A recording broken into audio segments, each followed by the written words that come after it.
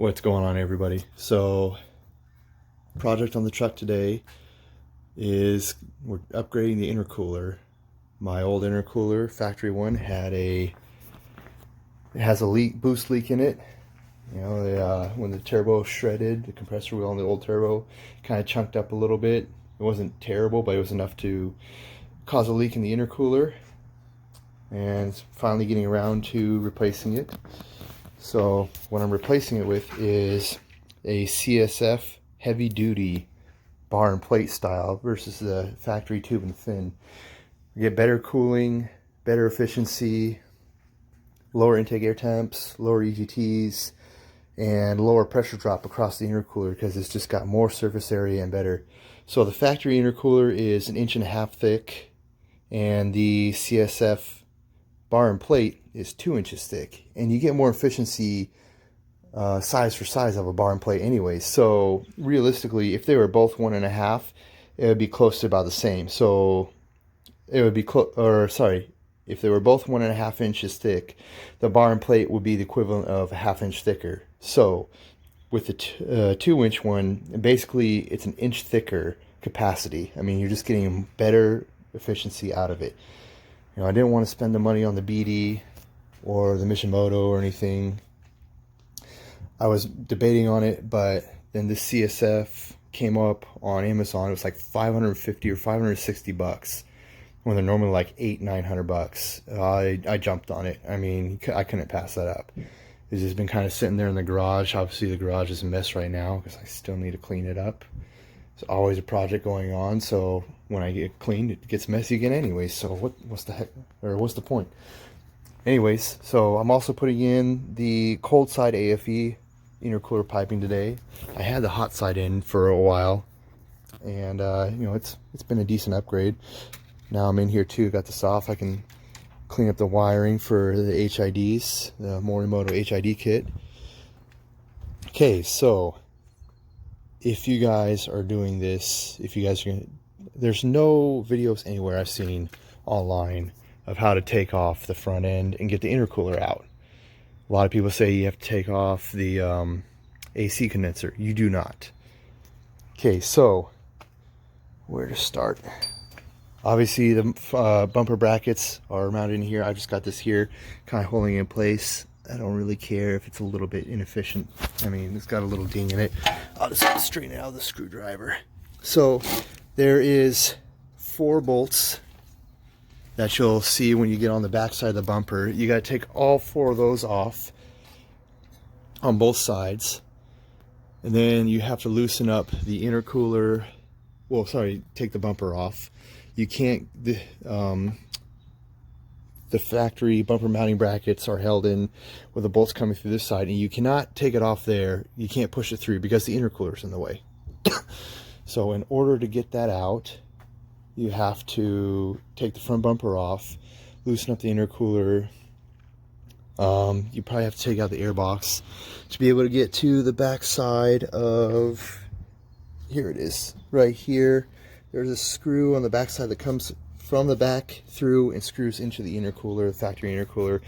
You have to get that one off so you can get this loose. Once you get it disconnected from the intercooler, lift the intercooler, or 2 13mm bolts. These little ones are all 10mm, including this one right here. So 10mm, 10mm all the way around. And the mounting ones for the factory intercooler are 13mm bolts right there. So you get that loosened up, get the intercooler loosened up, make sure your hose clamps are loose and off or out of the way so you can pull it. You're gonna have to work it around to get it out. You have to lift the intercooler and start working its way out. And then once you got the intercooler out far enough, I would recommend leaving one of the bolts, probably this one, the driver right side in, or sorry, the driver top side in, the bolt into the intercooler, so that way it holds the AC condenser up. And once you get it out of the way, or sorry, once you get it all unbolted, you lift it up, then you can reach underneath and wiggle the factory bracket around, and you'll be able to pull these through here. It'll clear it just barely. Once you get those out, you can take the factory bumper brackets off and then the intercooler should come out a lot easier. Obviously, swing your AC condenser over. Take a look at my lines. My lines are perfectly fine. I haven't damaged them, haven't done anything to them. There's no refrigerant leaks, so we're good to go. Nope, not oil or anything. So yeah, I just want to show you guys that. Part way through it, I didn't take the clasp off. I didn't need to. I just cut that right there so I can get it around the cable. And the CSF one, the nice thing about it is it doesn't need any modifications to fit. It's supposed to fit as is from the factory with no modifications. So that's a nice thing. I've heard from other intercoolers you have to modify the frame and stuff or somewhere around it, but you don't have to do it with this one. So that's just the update where I'm at. Thanks, guys. All right, here's the update after I've completed the intercooler install. It's been a while since I finished it, but I'm just now getting around to making the video, so I apologize about that. So, as you guys know, I have the BD Diesel 364.5 SXE Iron Horn Turbo Kit. It's a great kit. I like it. It works great. T4 manifold. The intercooler I got is the CSF heavy duty bar and plate upgrade, not the factory one. So I think they run around like 800 bucks new, something like that. I got mine new off of Amazon for like 560 bucks. If that's inaccurate, I'll post it in the description of what I paid for it. You know, hopefully you guys can pick up a same kind of deal. I mean, that was a really good deal. I haven't had a whole lot of time. Well, I have had a lot of time, just been lazy lately. Haven't made a video, but finally washed the truck. Being in quarantine forever and washed all the vehicles, so the truck had its first bath in over a year. It's been since I washed this thing, and it was kind of sad that I've gone so long without washing it. But yeah, no, the truck's great. One thing that I haven't really cared for, and it's for like the way that the turbo spools with the factory fueling. Excuse me. Factory fueling, you know, it doesn't spool very good, and there we go. So factory fueling doesn't spool very quickly. At least with mine, I have the upgraded AirDog 4G2 165 liter per hour fuel pump. Sorry, lift pump, whatever you want to call it. It's the full upgraded one, the air fuel separator. I think it's Fleece Performance. It's the one I got. I can't remember exactly. Block off plate for to replace where the factory fuel filter bowl is. For all those of you guys who don't know, the factory Mopar fuel filter, there we go. Factory Mopar fuel filter is crap. Don't use them. They're 10 micron filters from the factory. If you have a common rail, they're injector killers. That's why you're getting the blow by. That's why you're wiping your motors out. That's why your injectors are going bad. You know, you really need 3 microns or less. Realistically, I mean, 5 microns, it's better than 10, but you want something that's going to be 3 microns or less if you really want to protect your engine. You know, protect your motor, protect your injectors, protect your fuel system. Just, you know, it's a big investment, you guys. You guys who own one, you know, they're not cheap to buy. They're not cheap to own. But if you take care of them, they'll last you forever. So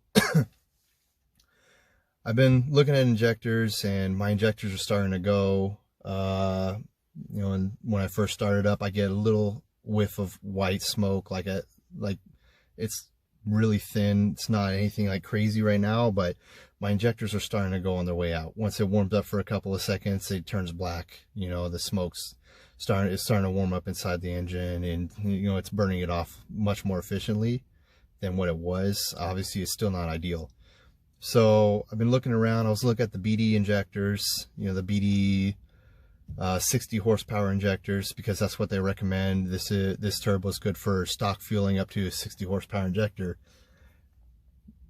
which, you know, was what they offer. But I can tell you, you know, that the turbo lag is, to me personally, I don't like it. It takes too long to spool up with the factory fueling, factory injectors on this turbo. Even with the PPEI tune, I have had him set it up to he made some changes to where it'll fuel a little bit longer after I take my foot off the throttle as I'm going in between gears. So it makes it so it doesn't lag as much going into the next gear. But, you know, taking off and getting on it, it does take a little bit of time for that turbo to, you know, but once it goes, once it lights, it goes. I mean, you'll see my, got my gauges. The, you know, I really like these gauges. These are the, Autometer Phantom 2s. There we go. Let's see if I can get the key in and show you what they do. I really like them because they're nice touch during the daytime, but they're easy to see in the day. But at nighttime, the way that they do it, you know, makes it way easier to see at nighttime too. So see how that comes on. You know, I'd have to show another. Excuse me, man. I have to do another video and show you guys in the dark what it looks like. But really nice gauges. I was looking at their 4th gen lookalike gauges or matching gauges, but these ones, to me, I wanted to go for something that was clear and easy to see. Like if I just glanced over real fast, you know, looking at them, make sure that everything's going good while I'm driving down the road. I don't want to have to sit there and try and figure out where my needle is. I mean, it's very quick, very easy reference. So that's why I chose those. It's good reference for day and night, and it looks good. Personally, that's personal preference, obviously. So looks good, works great. You know, I have no complaints about the gauges whatsoever. But back to the injectors. So as I was looking around injectors, you know, truck started putting out the white smoke at startup. You know, injector cleaner didn't fix it, doesn't help. I think it's F-bomb is what I use. Let's go back. I'll show you guys. So this is the stuff I use on every fill up on my tanks. Nope, it's not F-bomb anymore. It's Hot Shots Secret Everyday Diesel Treatment 6-in-1 Fuel Booster. I will tell you, it does make a difference, because I tried driving when I ran out of the last bottle. I didn't get any more for a little while, and it I noticed a literally 2 mile per gallon drop, 1.5 2 mile per gallon drop in my fuel economy, and that's hand calculated.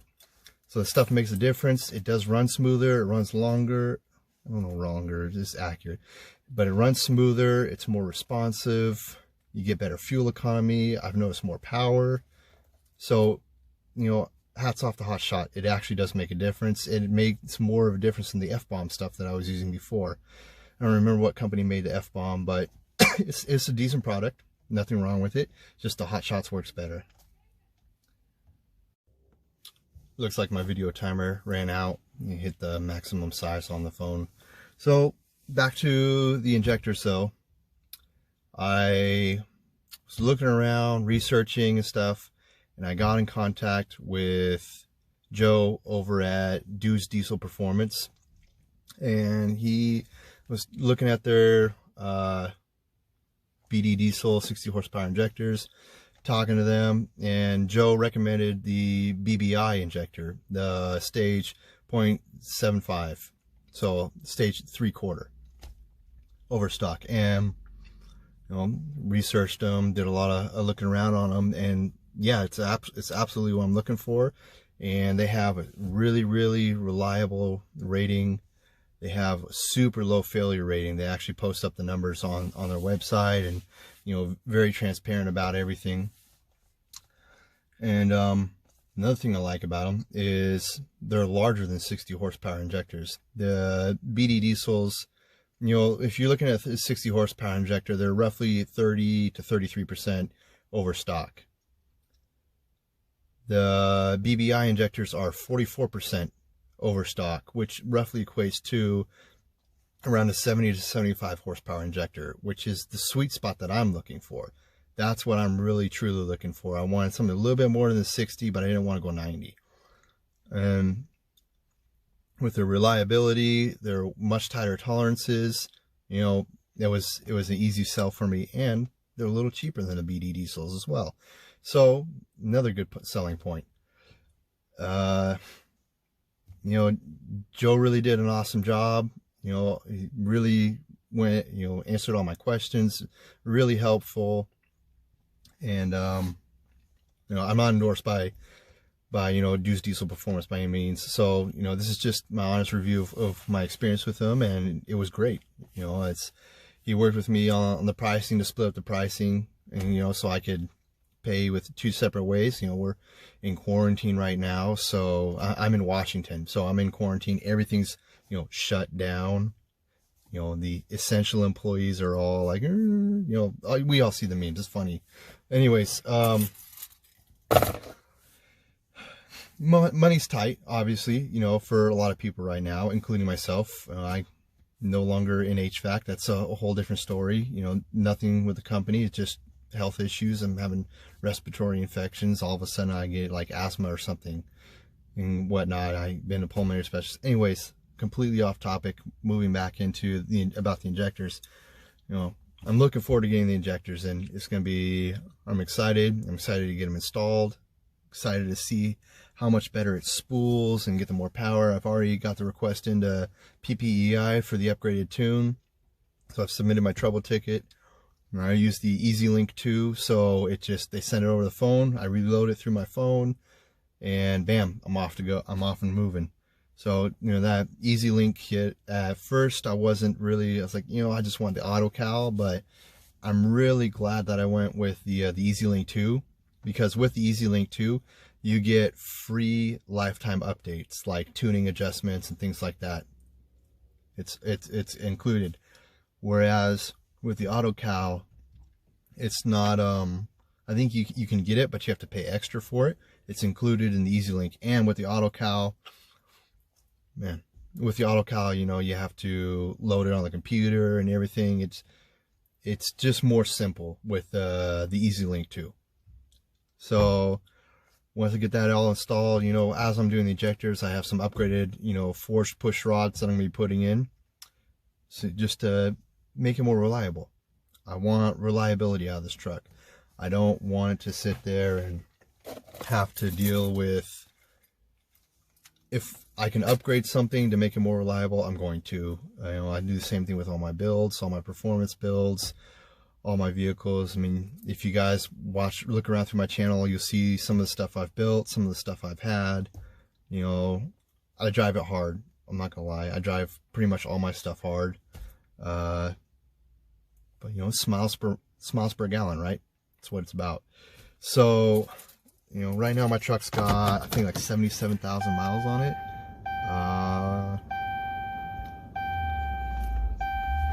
Let's see.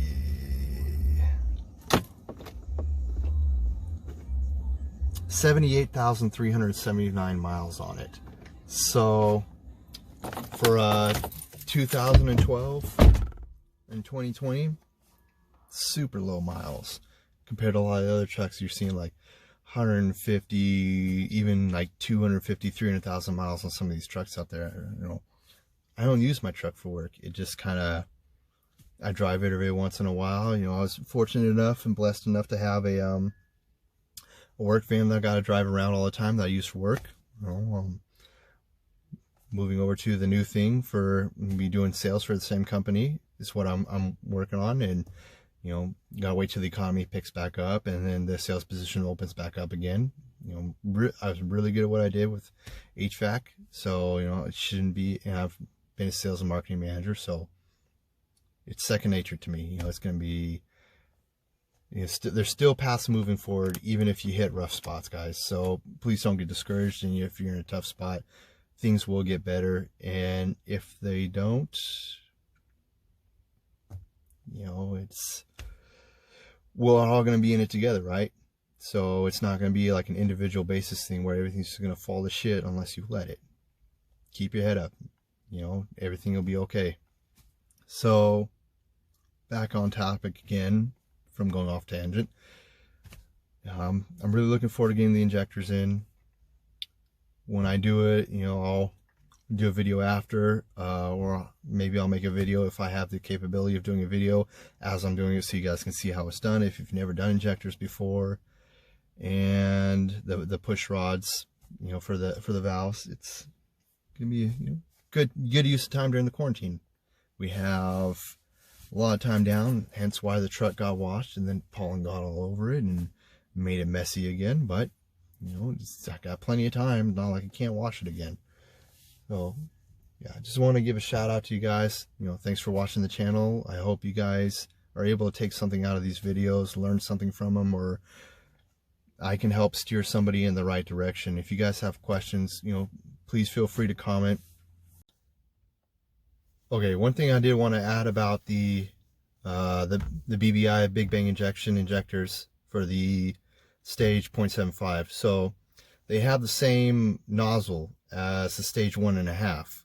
However, the fuel timing duration has been cut down inside the timing has been shortened inside the injector. So it's OEM timing for the fuel delivery, but it delivers the same, or has the same nozzle as the stage 1.5. So it works really good for daily driving, and it's an excellent injector for towing. Yeah, that's what my research shows anyways. And once I get those in, then I'll let you guys know how I like them, what I think, how they drive, how they respond, what the EGTs are like when I'm towing. I don't remember if I went over this or not with the intercooler, but with the new intercooler, the CSF heavy duty bar and plate one, it's a thicker or bigger intercooler. You're gonna get better cooling capacity out of it. I do know, I think I said I still peak at 45 psi. I haven't really noticed lower EGTs, maybe a couple 100 degrees lower, 150, 200 degrees lower on my EGTs, so it hasn't made a huge difference in that, but my EGTs are pretty low anyways. I mean, I think I max out around like 1100 to 1200 if I'm just hammering on it and I got it pinned to the floor and just ripping. And if I'm towing, you know, got a 10K enclosed trailer, if I'm towing with it loaded, if I'm going up a hill, I'm still running around 1100, I think is what I'm running at. So that's with stock fueling system, you know, extended duration, so it's dumping more in for longer duration. I'm not getting as efficient of a burn because of the duration. You know, with the new injectors, it really nicely shortened that duration up, so I'm getting more fuel, better fuel atomization inside and a cleaner burn, and it should lower my EGTs. You know, and of course, big plus, I'm gonna make more power, better spool. So yeah, I just want to add that part in. I ended the video short on the last one. I wanted to make sure that I had all the, you know, I had my information, my facts correct before I told you guys. So yeah, thanks for watching. Like, comment, and subscribe.